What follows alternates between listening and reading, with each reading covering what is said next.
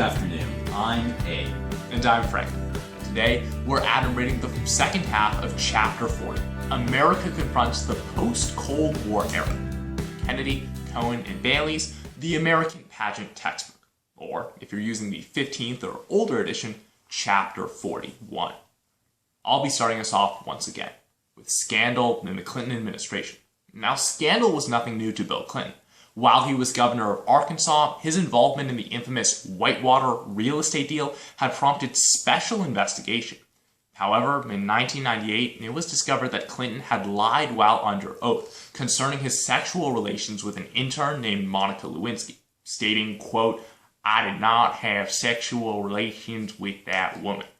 Unfortunately, it wasn't the truth. And lying under oath, or perjury, was a serious crime, and the Republicans clamored for impeachment in wake of the Lewinsky affair. Though Democrats were disgusted with Clinton's affair, they felt it was a far cry from the high crimes and misdemeanors necessary for impeachment. Apparently, most of the Senate felt the same, as the final vote came in 45 in favor of impeachment and 55 against. But Abe, can you tell me about Clinton's legacy in wake of this scandal? Let's do it. Clinton overall strengthened the Reagan-Bush movement against New Deal liberalism. For the election of 2000, the Democrats nominated Albert Gore and the Republicans nominated George W. Bush, who promised to restore dignity to the White House. Bush advocated colossal tax cuts and promoted programs for school vouchers and aid for the poor. Gore, on the other hand, promised to cut taxes a little and to strengthen Social Security.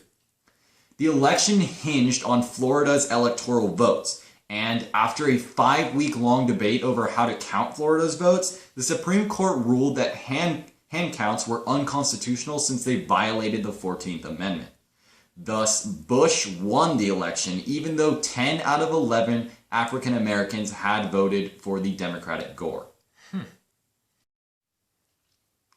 All right, Frank, would you mind taking the next section for us? Of course. The next section is called E Pluribus Plurals. Abe, what the hell does this section mean? Well, luckily, I take Latin, so I can tell you. A pluribus plures means out of many, many. Are you ready to proceed now, Frank? Yes, alright. That makes sense, because the chapter explains to us that American culture moved more towards multiculturalism, or pluralism, the idea that all races and ethnicities in America could and should blend together in a melting pot of ideas. This led some to criticize the curriculum of American schools as Eurocentric. As the years wore on, more and more people began to identify themselves as biracial or multiracial, instead of simply white, black, or Hispanic. But Abe, can you explain to us more about American culture moving into the 21st century? Yes. Right off the bat, I'm going to tell you that this section is not very important. In the case that postmodernism is incorporated into an FRQ, try to remember 2 or 3 of the people that we mention and their styles so you can include some concrete evidence. Today, we live in a postmodern age with constructed identities, multiple truths, and fragmented perspectives. Postmodernism rejected rational self and worldly descriptions and instead favored overlapping, diverse outlooks. Postmodern architecture, exemplified with the Guggenheim Museum in Spain, favored a mixing of architectural elements. Postmodern architecture has been the most influential. Postmodern composers such as John Zorn blended different musical traditions and genres. Postmodern visual artists such as Kara Walker combined old media with new media to confuse and offend the viewer.